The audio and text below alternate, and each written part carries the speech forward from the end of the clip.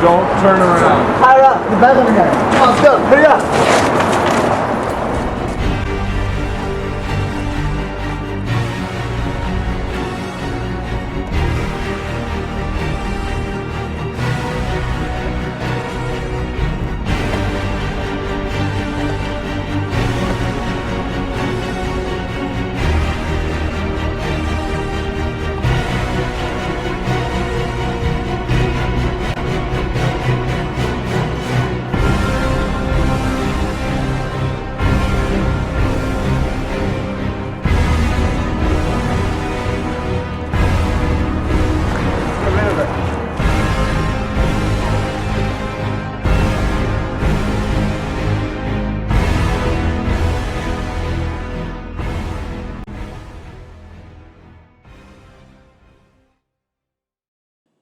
"17-year-old Christopher Simmons, along with two friends, Charles Benjamin and John Tesmer, plotted to murder Shirley Crook.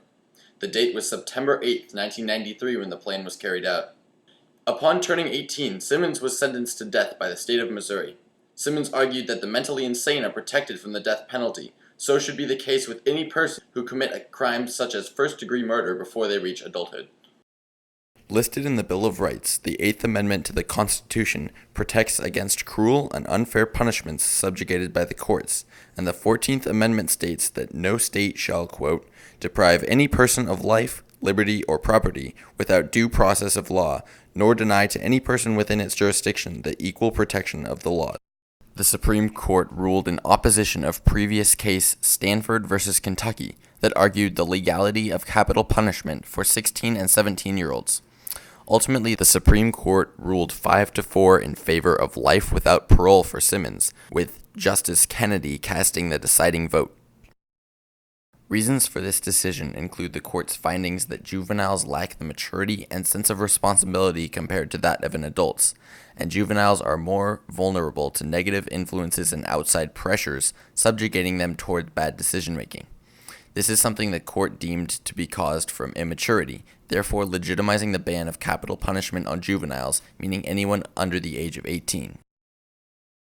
Here to join us today, we have Dr. Jeff Stein from Portland, Oregon. He is going to give us his opinion on the Supreme Court ruling regarding Christopher Simmons.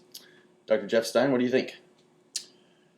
I think that the ruling was appropriate because, for better or worse, the decision was made that 18 years of age is when what constitutes having a more mature mind. So,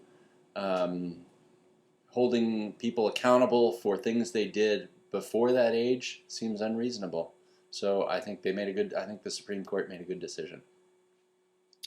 What do you think about other states and their policies regarding the death penalty for juveniles under 18? Well, the Supreme Court is supposed to speak for all 50 states in the U.S., so I think they need to abide by this new ruling that, as I understand it, requires that you cannot execute someone for a crime they committed before the age of 18, period. Freedom isn't free. It costs folks like you and me. And if we don't all chip in, we'll never pay that bill. Freedom isn't free. No, there's a... Cut him off!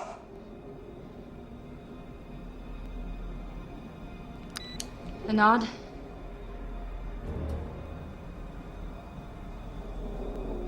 You wouldn't kill me.